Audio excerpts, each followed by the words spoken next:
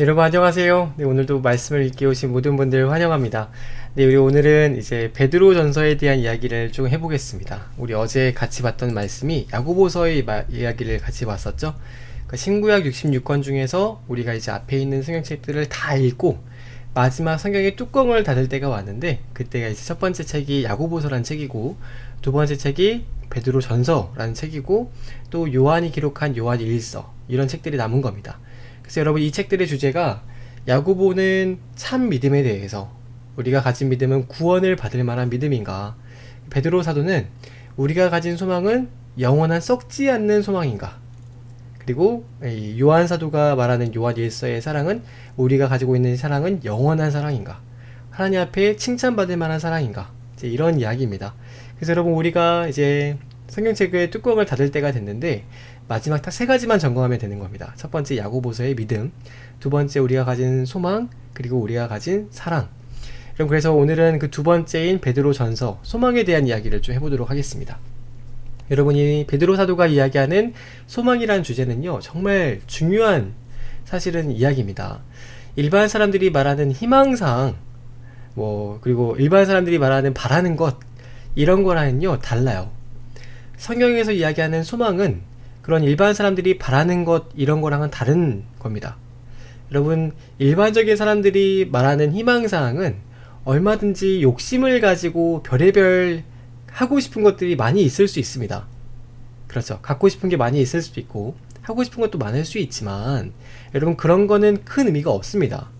성경에서 말하는 소망에 비하면은요, 소망에 대해서 이야기할 때 베드로 사도는 우리에게 말하기를, 소망이란 무엇인가, 하나님께서 약속하신 분명한 약속이 있고, 또 분명한 증거를 가지고 있고, 또 이 하나님이 말씀하신 약속과 증거에 기인한, 그래서 그런 것들이 근거한 바라는 소망, 기대하는 것. 여러분, 그래서 하나님의 약속과 증거가 확실한 소망이야말로 참 소망이다, 이런 얘기를 하는 겁니다. 여러분, 그래서 그 소망을 가진 사람들은 어떻게 살아가야 되느냐, 이제 그런 얘기를 베드로 전서에서 하고 있거든요. 여러분, 이 사도 바울이, 베드로가 이제 이 글을 쓰는데, 진실한 소망에 대해서. 그래서 여러분, 이거를 누가 쓰느냐, 불러주는 거는 베드로가 불러주고요, 쓰는 것은 실루아노가 씁니다. 실루아노, 우리가 신라라고 알고 있는 바울의 2차 전도여행 때 동행했던 그분 있죠. 그분이 나중에 보니까 사도 베드로에게 가서 함께 계셨던 겁니다. 그리고 여러분, 마찬가지로 마가 요한도 여러분 바울이가 1차 전도여행을 같이 했었죠. 근데 이분이 여러분 나중에 보니까 이 베드로의 통역관이 돼서 수행원처럼 마가가 베드로의 아들처럼 이렇게 사역을 하시는 것을 볼 수 있습니다. 여러분, 마가와 실루아노, 이분들이 두 분 다 바울 선교팀에서 같이 사역을 하셨지만 나중에는 또 베드로에게 가서 이 베드로의 사역도 도왔던 그런 분들이라고 할 수 있겠습니다. 여러분, 그 당시에는요, 선교의 중심축이 두 가지였다고 해요. 이 바울을 중심으로 하는 이방인의 선교가 있었고, 그 바울을 중심으로 하는 이 선교가 있었고요, 베드로를 중심으로 하는 또 유대인들과 이방인들에게 하는 이런 선교가 있었습니다. 그래서 바울이라고 하는 분은 워낙에 대학자예요. 이분은 율법에 정통하신 바리새인이었고 워낙 대학자이기 때문에 베드로와 비교를 했을 때는 사실 베드로, 이분은 어부 출신이잖아요. 그러니까 글도 잘 이렇게 학문적으로 많이 뛰어나신 분이 아닙니다. 그래서 사실 베드로가 바울과 비교하면요, 많이 부족하신 분이세요. 그럴 수밖에 없죠. 생업이 어부셨으니까. 근데 여러분, 나중에 이 베드로 사도가 쓴 베드로 전서 같은 이야기를 보면은요, 물론 그 글을 이 실루아노가 조금 다듬기는 했겠지만, 그래도 이 베드로가 쓴 베드로 전서를 보면 굉장한 이야기를 하고 있다는 것을 우리가 알 수 있습니다. 여러분, 요한도 마찬가지인데, 요한도 여러분 원래 그분의 직업이 학자는 아닙니다. 근데 여러분, 그분이 쓰신 요한복음을 보면은 여러분 굉장한 내용을 담고 있는 걸 여러분 보셨죠? 이 두 분들은, 베드로 그리고 요한, 이런 분들은요, 바울과는 사실 출발선상이 달라요. 바울은 원래부터 대학자셨는데 실력이 뛰어나셨는데 이분들은 아닙니다. 근데 여러분, 이분들이 나중에 예수님을 믿고 누군가를 가르쳐야 되는 자리가 됐을 때 그분들의 그런 이제 가르칠 수 있는 토대라던가 가지고 있는 기초 지식이라던가 이런 게 부족한 것을 깨닫고 이분들이 엄청나게 노력을 했다는 겁니다. 엄청나게. 공부하고 노력하고 또 이 자기의 학문을 가다듬고 여러분 이렇게 본인들도 열심히 노력을 했다는 겁니다. 그래서 누군가를 가르치는 입장이 된다는 거는요, 항상 배우고 항상 공부하고 자기를 돌아보고 성숙하고 성화하고 되고 성장하는 것까지 그럼 그런 자리에 있으셔야 되는 겁니다. 그래서 하나님께서도 말씀하시기를 아무나 가르치려고 하지 말아라. 가르치는 자에게 하나님은 더 많은 것을 요구하신다. 여러분 그렇게 막중한 소임이 있는 겁니다. 그래서 여러분 정말 이 베드로도 공부를 정말 많이 하신 것 같아요. 그래서 이제 바울사도 못지않게 이런 정말 신학적으로 엄청난 이야기를 하시거든요. 여러분 이렇게 되기까지 얼마나 노력을 많이 했겠어요. 그러니까 우리 중등부 여러분 무슨 예수님 믿고 나서 이제 자유해진 것처럼 공부를 안 하시고 하는 거는요, 잘못된 겁니다. 예수님 믿으면 더 공부 열심히 해야 돼요. 더 열심히 여러분 공부하고 더 열심히 노력하고 더 열심히 우리 주위에서 덕을 쌓고 더 열심히 실천하고 여러분 그런 게 바로 진짜 이 가르치는 사람의 본질, 그리스도인의 우리의 원래 해야 될 모습이라고 할 수 있습니다. 그래서 베드로가 이 글을 썼을 때는요, 이제 다가오는 기독교의 박해가 너무 심해질 거라는 겁니다. 그래서 이때가 이제 성도들이 혹독한 환란을 겪고 있었을 그런 환란이 박해가 시작될 시기인데, 여러분 네로 황제가 이제 박해를 시작을 하죠. 근데 그 박해가 그때 64년도에 끝나는 것이 아니라 앞으로 250년 동안 총 311년까지 10차례의 대박해가 남았습니다. 그래서 여러분 베드로가 보기에 그 엄청난 박해가 남았는데 이런 박해와 또 핍박과 어려움 속에서도 끝까지 믿음을 지킬 수 있는 길은 소망이 든든해야지 가능하다고 이분은 생각을 하신 겁니다. 그래서 여러분 소망이 없으면은 이 박해를 든든하게 이길 수 없다. 참 소망을 가지고 있어야 흔들리지 않고 박해를 이겨낼 수 있다. 이제 이런 말을 하시는 겁니다. 그래서 베드로 사도가 하시는 말씀이 현재의 고난은 장차 우리에게 나타날 영광과는 좋게 비교할 수 없다. 이런 믿음이 가지고 있으니까 여러분 이 정도의 소망이 있으니까 여러분 베드로도 그렇고 그 수많은 그 당시 초대교회 사람들이 고난을 참을 수 있었던 겁니다. 그래서 여러분 후에 이런 영광이 없었다면 그런 영광이 우리에게 있을 것을 소망하지 못했다면은 고난도 참을 수 없겠죠. 고난으로 끝나버린다면 우리 미래에 대한 소망이 없다면 여러분 소망은 이 믿음은 지킬 수 없는 겁니다. 여러분 이런 시대적인 배경에서 이 소망에 대해서 글을 썼기 때문에 여러분 소망, 그래서 여러분 소망이라는 것은 미래에 대한 믿음, 미래에 어떻게 될 것이라는 믿음, 지금 당장은 힘들더라도 미래에 내가 잘 될 것이라고 하는 어떤 믿음이 있다면 그러면 그걸 소망할 수 있겠죠. 그래서 여러분 참 믿음과 참 소망은요 결코 따로 놀지 않습니다. 참 믿음은 반드시 참된 소망을 가지고 오게 되어 있고 참된 믿음과 참된 소망은 비로소 참 사랑으로 역사하게 되어 있습니다. 실천하게 되어 있어요. 이 참 사랑인데 잘못 써 있네요. 좀 바꿔볼까요? 사랑 함께 갑니다. 여러분 믿음과 소망과 사랑은 늘 함께 간다. 이제 이런 얘기를 하죠. 성경도 말을 하잖아요. 그래서 바울은 소망에 대해서 무엇을 말하는가? 참 소망은 무엇이라고 말을 하는가? 첫 번째는요, 하나님의 약속에 근거한 소망이 바로 진짜 소망이다. 일반 사람들이 말하는 그런 희망사항 말고요, 뭐 바라는 것, 욕심 그런 거 말고요, 하나님의 그 약속, 말씀에 근거한 소망이 여러분 참된 소망이다. 왜냐?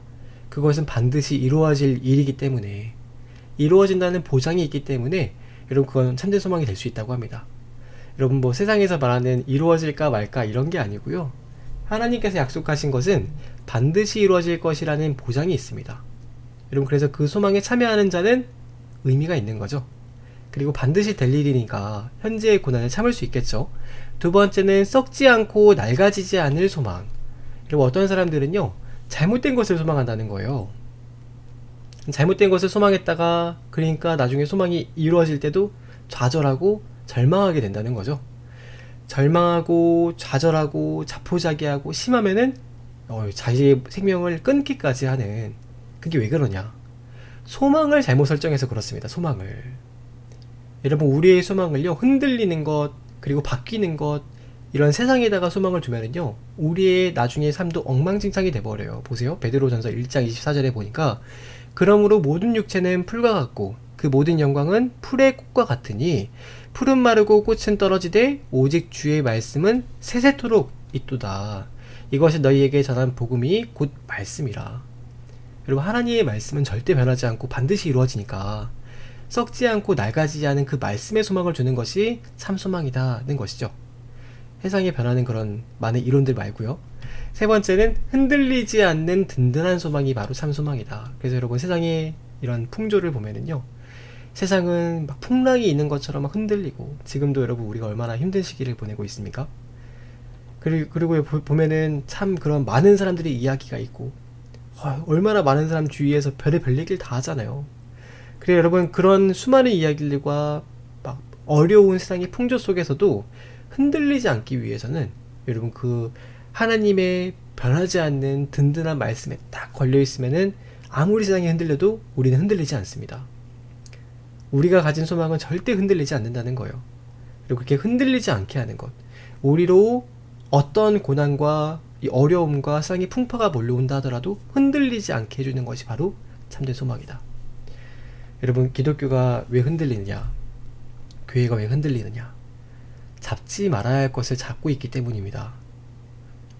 여러분, 우리의 삶이 왜 흔들리느냐, 잡지 말아야 할 것을 잡고 있으니까 흔들리는 거예요. 여러분, 소망이 아닌 것들, 흔들리는 세상의 풍조와 또 흔들리는 세상의 것들을 여러분 붙잡으니까요, 그러니까 흔들리는 겁니다. 여러분, 결국에는 예수 그리스도를 이용해서 이 땅에서 잘 먹고 잘 살겠다, 이런 여러분 우리의 욕심들, 그 욕심에 끌려서 사실은 우리가 더 힘든 길을 택하게 되고 또 요동하게 되는, 그렇다는 거죠. 그래서 여러분, 흔들리지 않는 든든한 소망을 붙잡아라. 그리고 네 번째는 영원한 가치가 있는 소망. 목사님의 직업이 목사인 걸 정말 죽었다가 깨어나도 잘했던 일이라고 생각을 합니다. 목사님은 여러분 누군가에게 말씀을 가르치는 이 사명에 돈은 안 되지만, 잘 살 거라는 보장은 없지만, 여러분, 목사님이 죽어서도, 목사님의 인생과 삶이 끝나고 나서도 그 죽음 너머까지도 이어지는 소망. 목사님은 지금 이 하는 일이 하나님 나라에 갔을 때 가장 큰 의미가 있는 일이라고 목사님 생각을 합니다. 그렇기 때문에 그 소망을 붙잡은 거예요. 그러니까 여러분, 당장 어렵더라도 마음속에 기쁨이 있습니다. 여러분, 세상 사람들이 말하는 소망은요, 죽으면 끝나요. 그렇죠? 뭐 돈을 잘 번다거나, 좋은 직장을 갖는다거나, 많은 사람 앞에서 인정을 받는다거나, 권력을 누린다거나. 여러분, 그게 죽음 이후에 무슨 의미가 있습니까? 근데 베드로 사도가 얘기하는 소망은요, 죽어서도 끝나는 것이 아니라 죽음 너머까지도 이어지는 소망. 여러분, 그런 것을 여러분 바라셔야 됩니다. 여러분, 그런 것들을 소망하고 그런 것들을 여러분의 이 해야 될 내 사명이다 라고 생각을 하셔야 되는 거예요. 그 당시에 얼마나 많은 분들이, 이 베드로가 이 글을 쓸 때는요, 수많은 사람들이 네로 왕제에 의해서 박해를 당하고, 또 교회의 목사가 된다는 거는요, 처형되는 대상 1호입니다. 1호 1순위예요. 근데 여러분, 그분들이 왜 예수 그리스도의 복음을 증거하면서 죽을 수 있었겠어요? 그분들이 소망했던 것이 죽어도 끝나지 않기 때문입니다. 오히려 더 아름다운 세상이 있고, 더 큰 우리의 상급이 있기 때문에, 더 큰 면류관과 복이 있기 때문에, 죽음 너머에도 우리가 가진 소망이 더 이어질 수 있기 때문에, 여러분, 그러니까 이분들이 끝까지 그걸 지키신 겁니다. 그래서 여러분, 예수님을 믿는 사람들과 사도들은요, 사실은 바울이 그래요. 우리에게 영원한 생명과 부활이 없다면 우리는 이 땅에서 가장 불쌍한 자들이다. 그렇죠. 이 땅에서 뭐 누릴 것도 못 누리는데 억울하게 죽임만 당하고 욕만 당하고. 근데 그렇지 않다는 겁니다. 우리가 갖고 있는 이 붙들고 있는 소망은 죽음 너머에까지 이어지는 소망이기 때문에 불이익도 그리고 순교도 우리가 견딜 수 있다. 다섯 번째, 환난과 핍박을 이기게 하는 소망. 그래서 베드로전서 1장 20절에 보면은요, 죄가 있어 매를 맞고 참으면 무슨 칭찬이 있겠느냐. 그러나 선을 행함으로 고난을 받고 참으면 이는 하나님 앞에 아름답다. 선을 행하되 낙심하지 말라. 하나님께서 다 여러분 아름답게 보십니다. 그래서 이를 위하여 너희가 부름을 받았다. 여러분, 선을 행하고 얻어맞기 위해서 우리는 택함받은 사람들이다 라고 베드로가 얘기를 했다는 겁니다. 선을 행하고 다른 사람들에게 핍박받는 것을 위해서 우리는 선택받은 사람들이다. 그래서 우리는요, 늘 좋은 일을 하고도 욕을 먹기로 선택된 사람들입니다. 아, 목사님 그러면 상은 언제 받아요? 상은 천국 가서 받으시는 겁니다. 여러분, 상은요, 이 땅에서 좋은 일, 여러분 그런 것도 물론 받으실 수 있겠지만, 이 땅에 있을 때는 여러분 좋은 일을 하고 욕을 먹기로 선택받은 사람들이라고 바울이 말하잖아요. 베드로가 말하잖아요. 그래서 여러분, 베드로가 그랬어요. 실제로 공회에 가서 예수 그리스도를 증거하고 실컷 얻어맞고 왔는데, 그 일 때문에 오히려 기쁨이 충만해서 떠났다는 겁니다.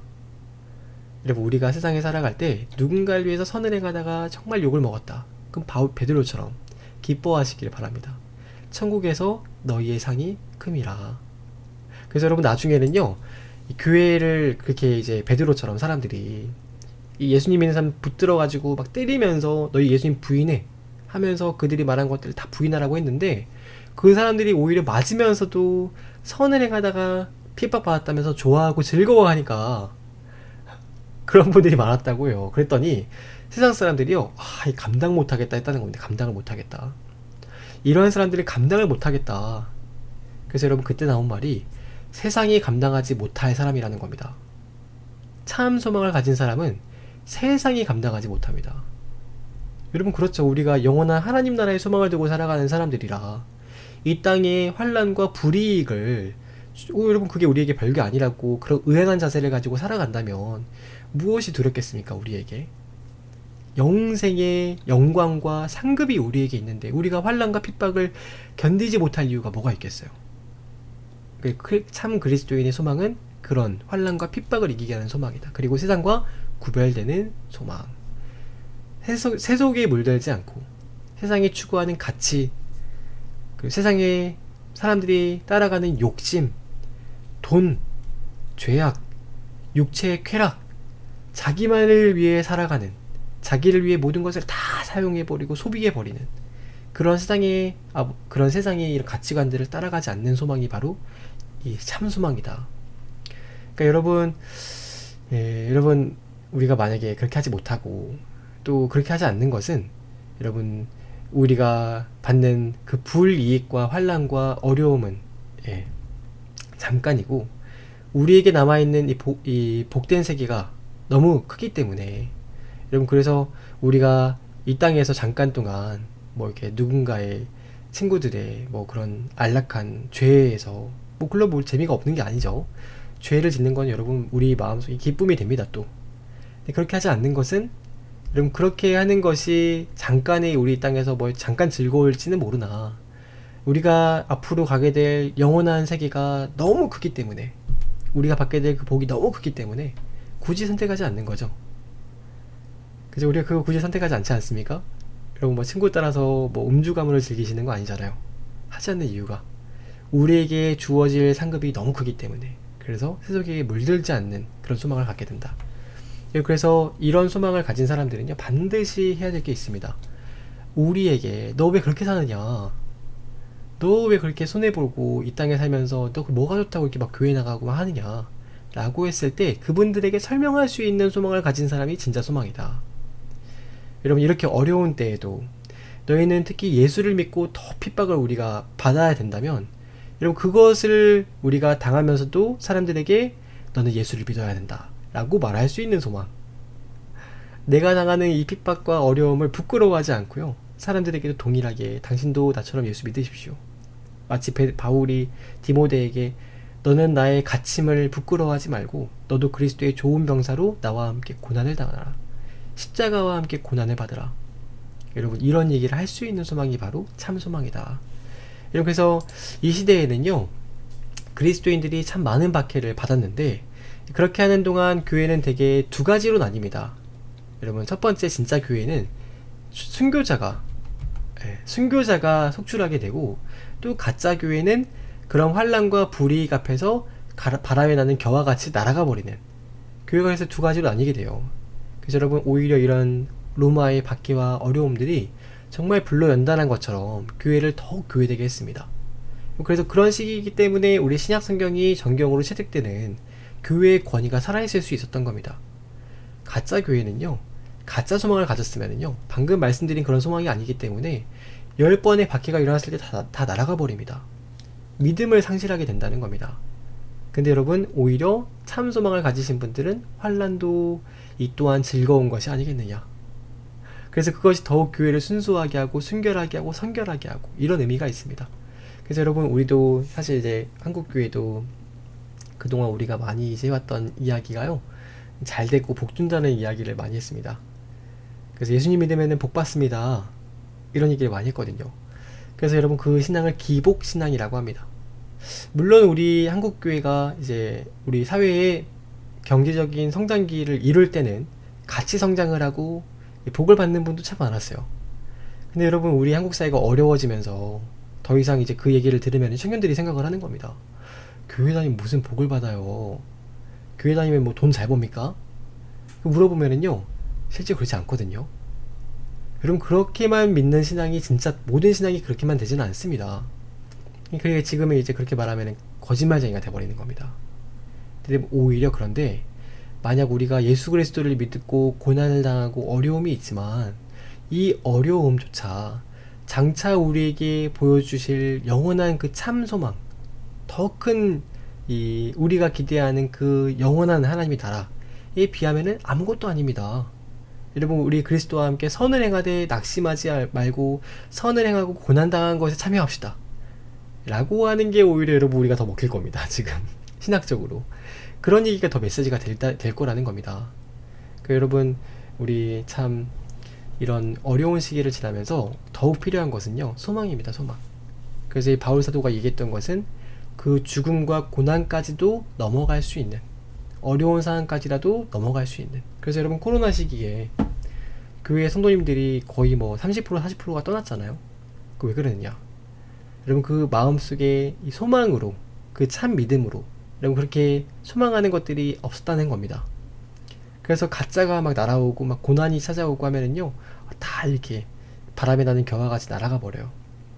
그런 게 아니라 이 베드로가 말했던 것처럼 창세전에 우리를 택하시고 예정하신 그 믿음이 마침내 부활과 영생의 소망을 갖게 되어서 그 참 소망으로서 사랑의 실천이 있는 여러분, 그런 믿음의 이 신앙을 가지신 우리 모두가 되었으면 좋겠습니다. 그래서 여러분, 이렇게 우리의 소망을 조금 점검해 볼 수 있겠죠. 우리가 가진 소망은 고난까지라도 감당하게 하는 소망인가, 여러분 고민을 해보시고, 우리 나머지 책들은 좀 읽어보셨으면 좋겠습니다. 목사님이 베드로전서 여기까지만 말씀을 드릴게요. 그리고 내일은 우리 요한 1서 이야기를 좀 보도록 하겠습니다. 요한 1서. 요한 1서는 어떤 내용이 있는지 좀 보겠습니다. 여러분, 오늘 하루도 고생 많으셨고요. 목사님은 내일 이 시간에 또 같이 말씀 보도록 할게요. 여러분, 평안한 밤 되시고 내일 뵙겠습니다. 안녕히 주무세요. 안녕.